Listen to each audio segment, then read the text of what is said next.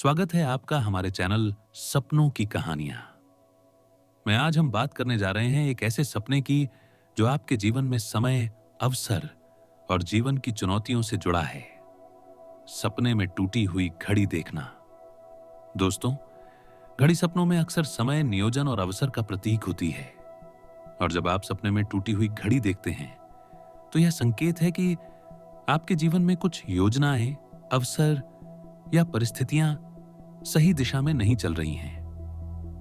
अगर आपने देखा कि घड़ी पूरी तरह टूट गई है तो इसका मतलब है कि आपके जीवन में कोई महत्वपूर्ण अवसर या समय का सही इस्तेमाल अब भी नहीं हो रहा। यह सपना आपको याद दिलाता है कि अब समय है सावधानी और योजना के साथ कदम बढ़ाने का। अगर सपना यह दिखाता है कि आप टूटी घड़ी को ठीक करने की कोशिश कर रहे हैं तो यह शुभ संकेत है। इसका अर्थ है कि आपके जीवन में आने वाली समस्याओं को आप समझदारी और मेहनत से सुलझा सकते हैं।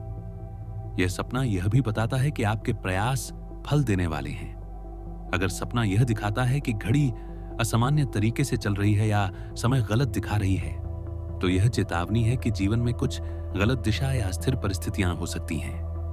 यह सपना याद दिलाता है कि धैर्य, सोच समझ और सतर्कता से ही आप स्थिति को सुधार सकते हैं।